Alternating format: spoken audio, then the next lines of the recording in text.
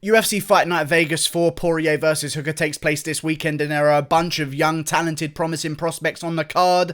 This is me introducing you to some of them. These are the fighters that you need to know before you watch UFC Vegas 4, beginning with one of the biggest prospects on the card, in my opinion, Brendan All-In Allen. I'm a big fan of Brendan Allen. He had an amazing performance in his last fight, a performance predicted to a T by me, by the way. I said he was going to TKO Tom Breeze to ground and pound in the first round. That's exactly what he did to Tom Breeze, meaning that my perception of Brendan Allen and how good he is true. He was originally supposed to be fighting Ian Heinisch on this card, and I thought that was maybe a bit of a step up too soon. I'm somewhat glad that Ian Heinisch did not manage to make it to the event, because this way we allowed a young guy in Brendan Allen, who at this point in his career is only 24 years old, we allow him to blossom and gain more experience before being chucked to the wolves. I mean, Ian Heinisch is in his prime, coming off a huge win against Gerald Meerschaert. Don't get me wrong, Brendan Allen would have a hell of a chance in that fight, but there are smarter ways to build your prospects.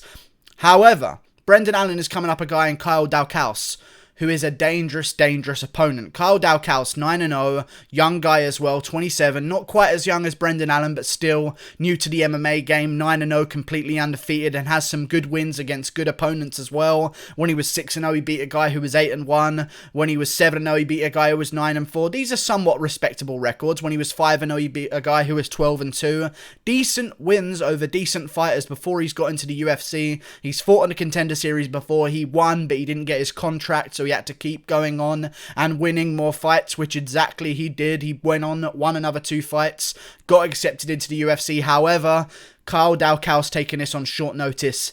I don't think this is going to go well for him. He has already fought in 2020 already. However, you are not preparing right now for an opportunity in the UFC, especially with the whole situation around the world going on, especially when you're not from the biggest camp in the world in Martinez BJJ. I feel like some of these bigger camps, they have the advantage because they have the manpower required to get fighters ready under these current circumstances. But when you're in a gym called, when you're in a gym that not a lot of people have heard about, it's hard to get training partners. It's hard to have the people there to train with in the first place. It's hard to have the people there to train you in the first place as well, especially with everything going on. I feel like I'm giving the advantage to Brendan Allen. Trained Nofa at Rufus Sport, a hell of a contender. Beat some great guys. Beat Kevin Holland before his last fight as well, and a lot of people are very high on Kevin Holland.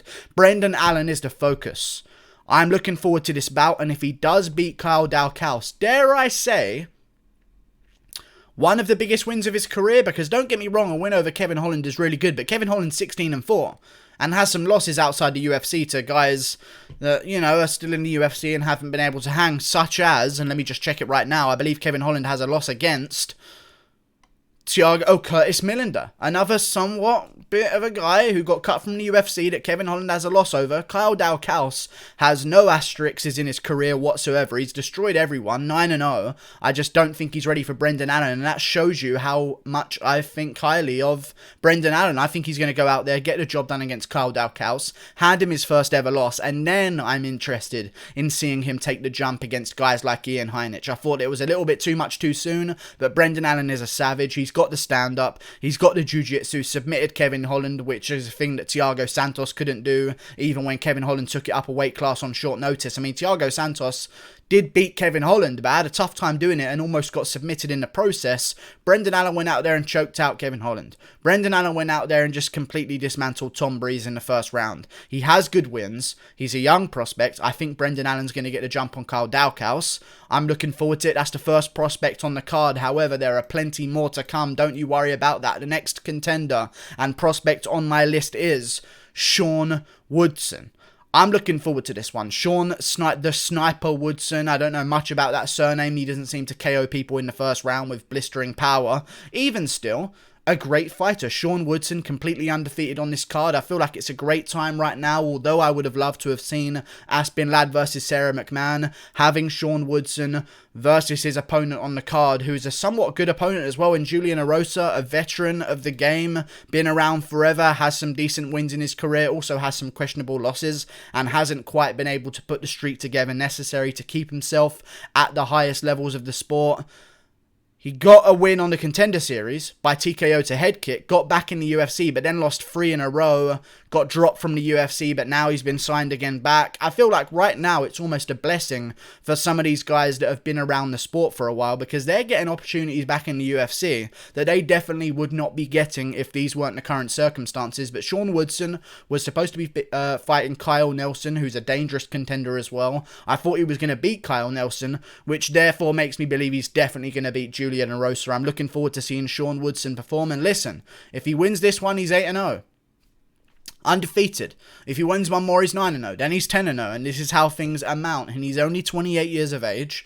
He's just turned 28 as well, I believe. Or he's soon to turn 28. I'm not really too sure about the organization of American dates on Tapology, I'll be honest with you, but I think he's just turned 28. He's a young guy. He's got a ridiculous reach for the weight class as well. He's 6'2". This is a catch weight bout. I think he's going to get the job done against Julian Erosa. I like Julian Erosa, but I feel like he's met his limit on who he can compete against, and Shawn Woodson's going to be too much. I'm looking forward to seeing Shawn Woodson blossom into a great fighter, and listen, if he wins this one, he's going to be looking for a fight in the featherweight division. A big name coming off a win. There are a plethora of those guys. I mean, Grant Dawson has a fight coming up soon. You've got guys like Movsar Evloev and Mike Grundy going at it real soon as well. Great opponents. Makwan Amirkhani is taking on a fight soon. I wouldn't mind seeing... Listen, if Makwan Amirkhani beats his next opponent at UFC 251, sign me up to Makwan Amirkhani versus Shawn Woodson. That's an amazing fight. I'm looking forward to seeing Shawn Woodson fight. I think he's going to get the job done. Great stand-up. In my opinion, handled Kyle Bochniak better than Zabit Magomed Sharipov did. Completely outclassed him for all 3 rounds.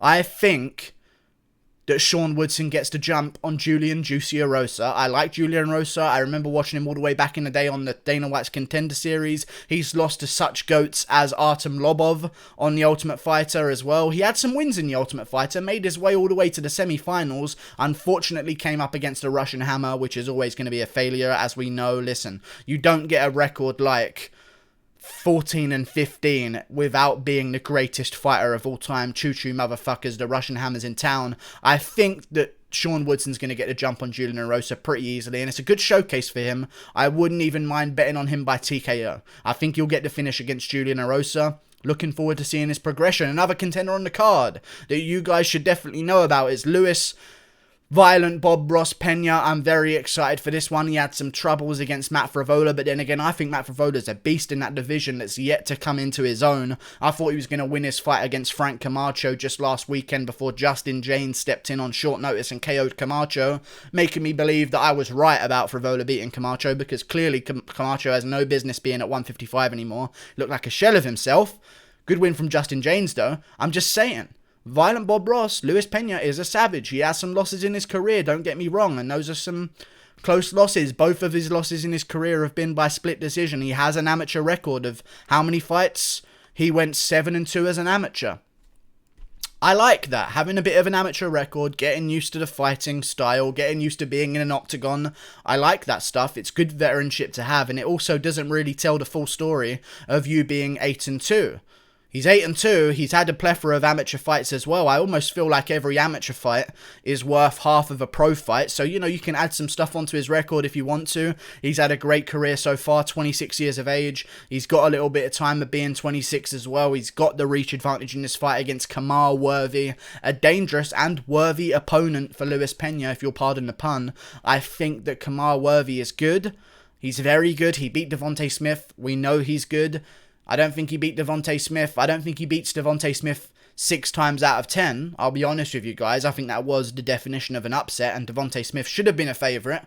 However, things happen in MMA, and Devontae Smith gets clipped by the weakest check hook I've ever seen in my life, and apparently has no chin. But still, Kemal Worthy is dangerous. I just feel as though Luis Pena is going to get the job done. Violent Bob Ross, young guy, marketable.